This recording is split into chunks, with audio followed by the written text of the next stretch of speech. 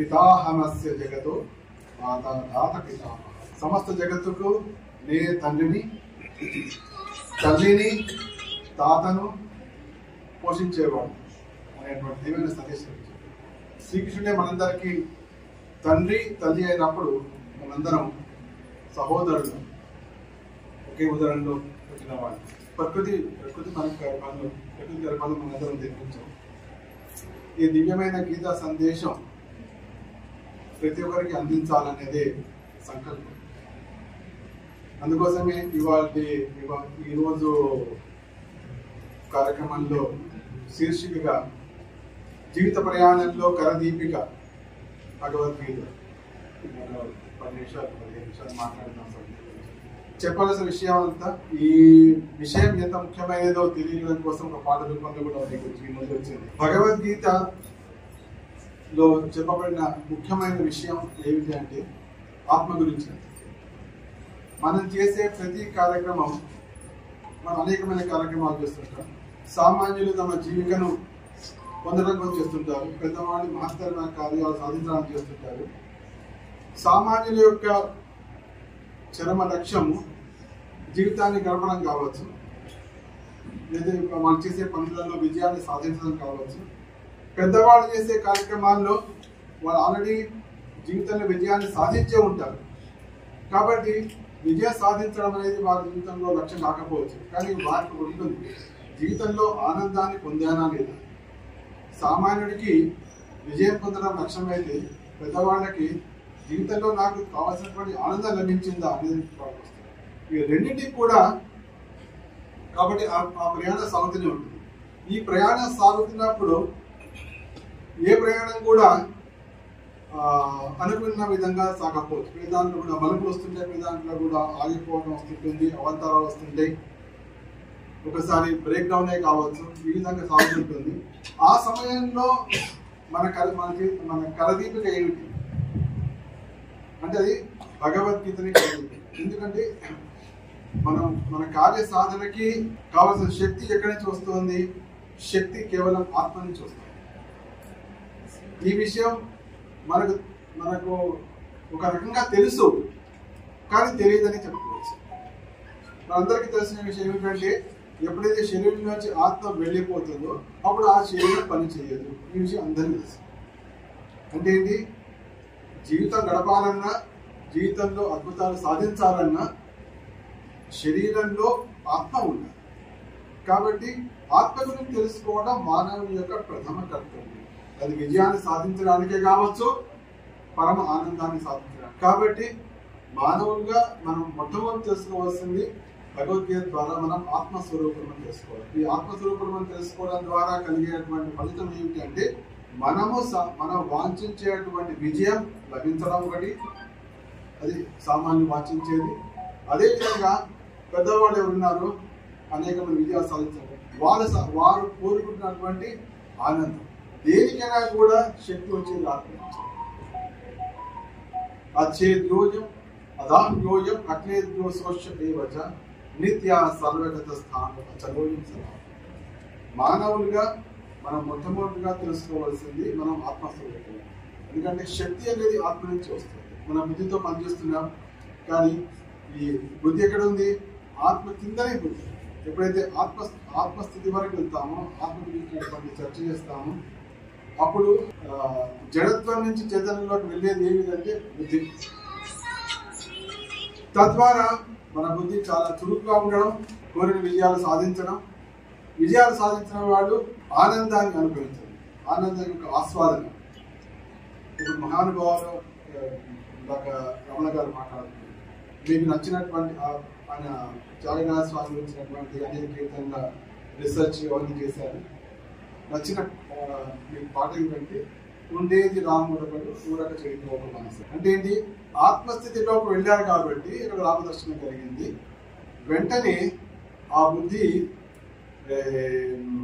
తేజోవంతమై ఆసువుగా అనేకమైన కీర్తన, కొంతమంది వందలు రాయొచ్చు, కొంతమంది వేలు రాయొచ్చు, కొంతమంది రకరకాల, కొంతమంది లక్షలు రాయొచ్చు. ఎందుకంటే మా భక్తి సంప్రదాయంలో, గౌడీయ వైష్ణవ సంప్రదాయంలో ఉన్నటువంటి రూపగోస్వామి వారు 3 లక్షల శ్లోకాలకు పైగా రాశారు. ఇంకా ఆత్మస్థితిలోకి వెళ్ళినప్పుడు ఆ బుద్ధి తేజోవంతమై అనూహ్యమైనటువంటి కార్యాలు వాళ్ళ ద్వారా చేయడం. అయితే ఇక్కడ ఈ భౌతిక జగత్తులోకి వచ్చినప్పుడు ఈ విషయాన్ని మనం తెలుసుకోలేకపోతున్నాం. అది ఇదే విషయాన్ని శ్రీకృష్ణ భగవద్గీతలో మనందరికీ సందేశం ఇస్తుంది. ఏమిటా సందేశం అంటే మమైవాంశో జీవలోకే జీవభూత సనాతనం మనశ్శాస్త్రాన్ని ప్రకృతి స్థాపించు. ప్రతి ఒక్క కృష్ణుడు ఇక్కడ చెప్పాడు. అదే ఈ జగత్తును సృష్టించినటువంటి కృష్ణుడే ఈ విషయం తెలియజేస్తాడు. ఏమిటంటే ఇక్కడ ప్రతి ఒక్కరు మనస్సుతో అంటే ఇంద్రియాలు మనస్సుతోటి కూడి ఇక్కడ జీవన సంఘర్షణ చేస్తున్నారు. సంఘర్షణ అంటే పెనుగులాట అంటే ఎప్పుడు అంటే కష్టం, అక్కడ ఎప్పుడు దుఃఖం. కానీ ఎప్పుడైతే అంటే మనస్సు ఇంద్రియాల వరకు, కానీ ఎప్పుడైతే బుద్ధిస్థితి వరకు వెళ్తున్నామో బుద్ధిస్థితికి వెళ్ళినప్పుడు ఈ మనస్సు ఇంద్రియాలు పూర్తిగా అదుపులోకి వచ్చేస్తాయి. భగవద్గీతలో మనకు 3 విషయాలు చెప్పాడు. ఒకటేమో కర్మయోగము, ఒకటేమో నెక్స్ట్ భక్తి యోగము, తర్వాత జ్ఞానం. మొట్టమొదటి 6 మొత్తం 18 అధ్యాయాలు ఉన్నాయి. ఈ 18 అధ్యాయాల్లో ఉన్నటువంటి మొదటి 6 అధ్యాయాలని కర్మషట్కము. ఈ కర్మషట్కంలో భగవంతుడు మనస్సు గురించి ఏం చెప్పకుండా ఆత్మ గురించినటువంటి కొద్దిగా సూచనలు చేసి ఏ విధంగా బుద్ధిస్థితిలో నిరంతరం పనిచేస్తూ ఉండాలి అనేటువంటి సందేశాన్ని ఇచ్చాడు. ఎప్పుడైతే మనిషి బుద్ధిస్థితిలోకి వస్తాడు, బుద్ధిస్థితిలోకి వచ్చినప్పుడు వర్క్ హాలిక్ అని మనం అంటుంటాం. అంటే ఎప్పుడు కూడా పని చేయాలి అంటే మనసులోకి దాంట్లో వెళ్ళకుండా కర్మలో వ్రతమై ఉంటుంది. అంటే దీనికి ఒక చిన్న ఉదాహరణ ఇస్తాను. ప్రతిరోజు 1 గంట సేపు నడిస్తే అందరం ఆరోగ్యంగా ఉంటాం. ఈ మాట అందరం విన్నాం, అవునా కదా? అందరం విన్నాం. అయితే ఏ కాలనీలో అయినా కొన్ని వేలాది మంది ఉంటే ఎంతమంది నడుస్తారు? అంటే ఏంటి? వాళ్ళకు బుద్ధిలో ఇన్ఫర్మేషన్ ఉంది, కానీ మనస్సుకు ఇంద్రియాలకు ఉండడం వలన వాడు ప్రకృతి స్థాని కర్షణ. కృష్ణ సందేశం మమైవాంశో జీవలోకే జీవభూత సనాతనం. జీవులందరూ నా అంశాలు వీళ్ళందరూ. అంటే ఏంటి? ఒక కోటీశ్వరుడైన కొడుకు, ఒక కోటీశ్వరుడు ఉన్నాడు, ఆ కోటీశ్వరుడి కొడుకు ఉన్నాడు. అదే ఆ కోటీశ్వరుడి కొడుకు కోటీశ్వరుడి నుంచి దూరం కావడం వలన ఆ కోట్లను అనుభవించలేకపోతున్నాడు. ఇటువంటి సినిమాలు మనం చాలా చూస్తాం. ఆ తండ్రి నుంచి కోటీశ్వరుడి పిల్లవాడు తప్పిపోవడం, సినిమా అంతా తిరిగి వాడు మళ్ళీ తను తిరిగి వస్తుంది. ఇదే భగవద్గీత. సింపుల్ కాదు. అయితే కృష్ణ చెప్తున్నాడు, నా నుంచి విడిపోవడం వలన కలుగుతున్న ఫలితం ఏంటి అంటే మనస్సు, ఇంద్రియాలు, అంటే ఈ 5 మనస్సు, ఈ 6 ఘర్షణ పడుతున్నాడు అంటే పెందులు అంటే కష్టం. కాబట్టి మొదటి 6 అధ్యాయాల భగవద్గీత చెప్పంటే ఈ మనస్సు ఇంద్రియాలను ఏ విధంగా అణిచి నువ్వు బుద్ధిస్థితిలోకి రావాలి. అంటే మిలిటరీ డిసిప్లిన్. 5 లేవడం, 4 లేవడం, ఫస్ట్ మనం భగవత్ కార్యక్రమాలు చేసుకోవడం, 6 రోడ్డు వెళ్ళిపోవడం, 1 గంట సేపు వాటర్. అంటే ఏంటి? ఎప్పుడు చేస్తుంది? మనకు బుద్ధిస్థితిలోకి వెళ్ళినా వస్తుంది, ఆత్మస్థితిలోకి వెళ్తే ఇంకా తప్పకుండా వస్తుంది. కాబట్టి ఒక వ్యక్తి నియమబద్ధంగా శరీరాన్ని ఆరోగ్యాన్ని చక్కగా ఉంచుకుంటున్నాడంటే అది బుద్ధిస్థితిలో అని కూడా అనుకోవచ్చు, ఆత్మస్థితిలో అని కూడా అనుకోవచ్చు. ఆత్మస్థితి అంటే వాడు మనసుకి ఇంద్రియాలకి లోపలి లేడు అంటే ఆత్మస్థితి. ఈ విషయాన్ని మనకు భగవంతుడు చెప్తాడు. కాబట్టి ఈ కర్మషట్కం ఏదుందో, ఈ కర్మషట్కంలో వస్తే మన ఫస్ట్ వాళ్ళు మన అందరి ఆరోగ్యాలు బాగుపడతాయి. సింపుల్. మోక్ష సంగతి తర్వాత చూసుకోండి. ఫస్ట్ మొట్టమొదటి మనస్సు చెప్పినట్టు వినకుండా, ఇంద్రియాలు చెప్పినట్టు వినకుండా ఏది చేయాలో అది మనకు చక్కటి సందేశం వచ్చినప్పుడు అది చేయగలుగుతున్నామంటే మనం కర్మషట్కం. నిశ్చయంగా అందరూ కూడా 100కి 100 చక్కగా దిగుతారు అందరూ కూడా. ఇప్పుడు మన అన్న అనుకోండి, శతమానం భవతి అని బ్రాహ్మణుడు దీవిస్తున్నాడు. అంతకాలం ఏం చేస్తామండి ఇమీడియట్ అంటే ఆ దీవెనని మనం తీసుకోలేకపోతున్నాం.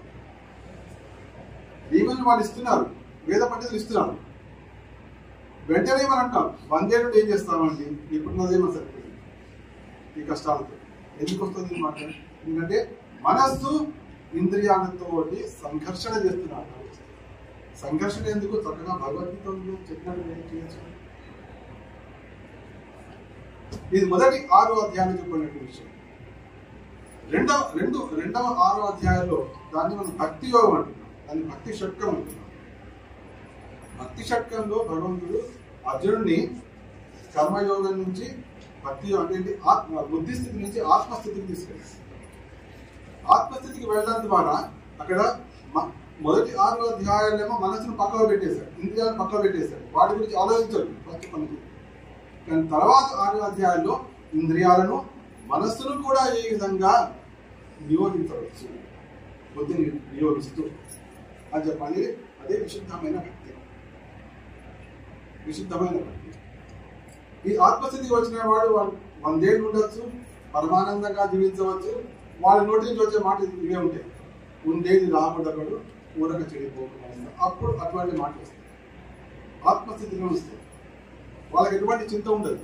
అంటే ఎందుకంటే ప్రతి క్షణం వాళ్ళకి కనిపించేది కూడా అంటే స్థావర జంగమదేకి నాదేకి తారమూర్తి. అంటే స్థావరం చూసినా జంగమాన్ని చూసినా వాళ్ళకి భగవంతుడు కనిపిస్తుంది, దేకి తారమూర్తి. వాళ్ళకి ఆ రూపం కనిపిస్తుంది, తమ ఇష్టదేవ స్ఫూర్తి కలుగుతుంది. అంటే వాళ్ళ ఆత్మస్థితిలో ఆత్మస్థితి వరకు వెళ్ళడం అనేది పరమానందాన్ని కాదు, కానీ బుద్ధిస్థితి వరకు రావడం అనేది అట్లీస్ట్ మన యొక్క దుఃఖ వినాశనానికి వచ్చేది. తర్వాత చివరి 6 అధ్యాయాల్లో భగవంతుడు జ్ఞానశక్తి. ఎందుకంటే ఏ విధంగా అయితే బుద్ధిస్థితిలో మానసిక స్థితి నుంచి బుద్ధిస్థితికి వచ్చాము మొదటి 6 అధ్యాయాలు, తర్వాత ఆత్మస్థితికి వెళ్ళాము తర్వాత 6 అధ్యాయాలు.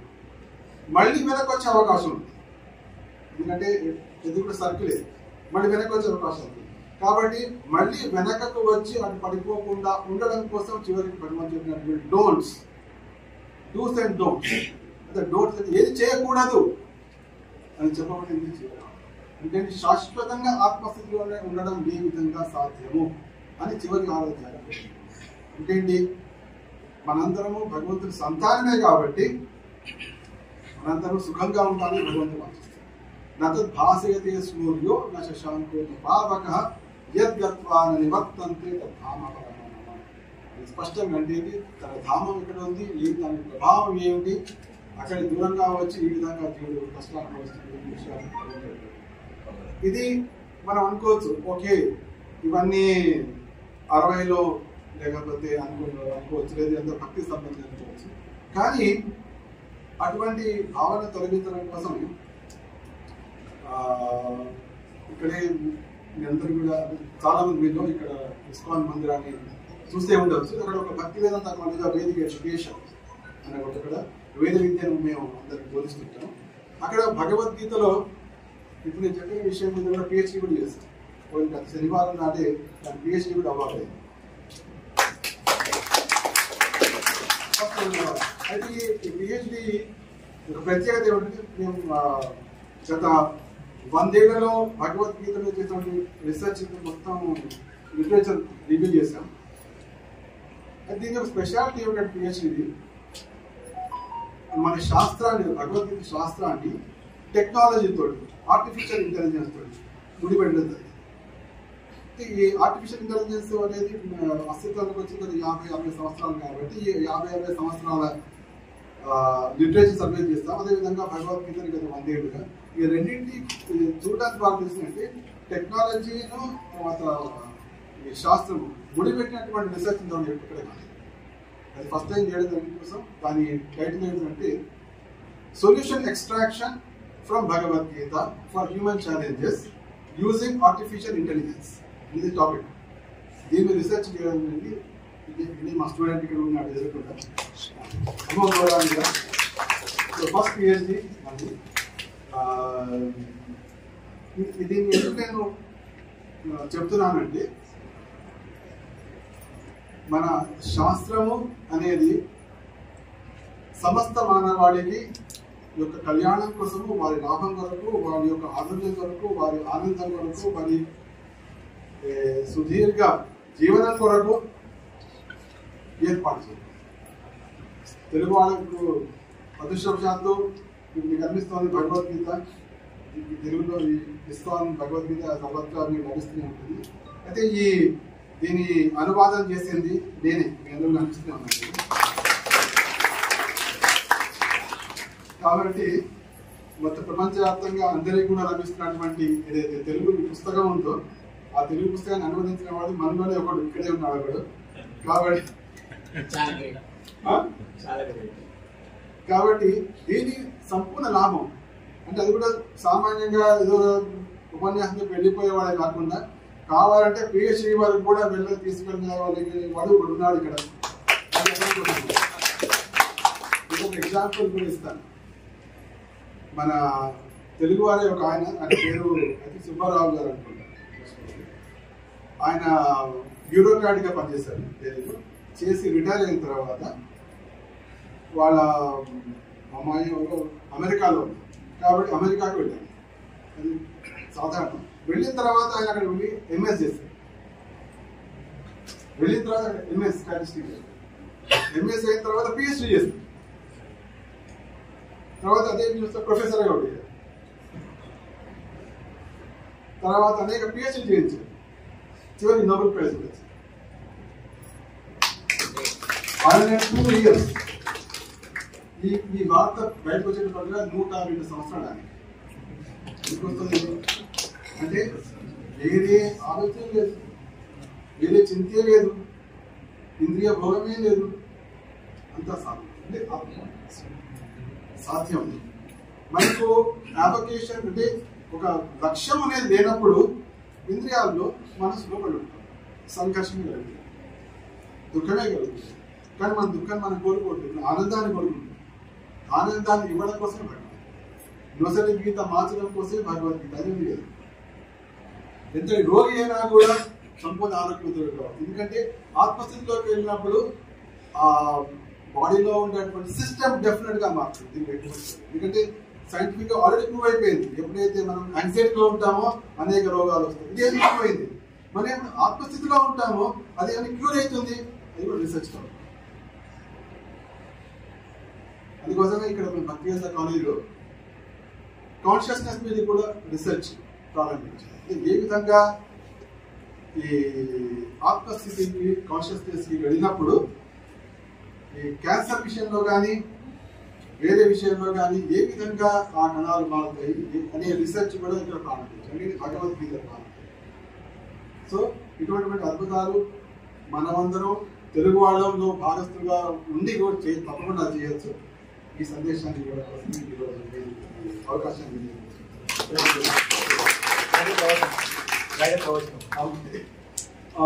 అంతేకాకుండా మన MTM ద్వారా ప్రతి శుక్రవారం నేను భాగవతం మీద ప్రవచనిస్తుంటాను. కాబట్టి దాంట్లో కూడా మీరు భాగస్వాములు కావచ్చు. దాంట్లో స్వర్ణ గారు వాళ్ళు నిర్మిస్తున్నారు. కాబట్టి మీరు ఈ విషయాన్ని లింక్ అవ్వకుండా మీకు తప్పకుండా వస్తుంది. ప్రతి శుక్రవారం రాత్రి 8 నుంచి 9 చక్కగా మనందరం కలిసి భాగవత కథ శ్రవణం చేయొచ్చు, కథా కాలక్షేపం చేయొచ్చు. మానసిక చింతల నుంచి బయటకు రావాల్సి, మానసిక చింత నుంచి బయటకు వచ్చామంటే రోగాలన్నీ ఇక్కడ పోయినట్టే. మానసిక చింత ఉంది అంటే రోగాలు వచ్చినట్టు, మానసిక చింత లేదు అంటే న్యూట్రల్. ఆనందం వచ్చింది అంటే సంపూర్ణమైనటువంటి భగవద్గీత. చూసుకోను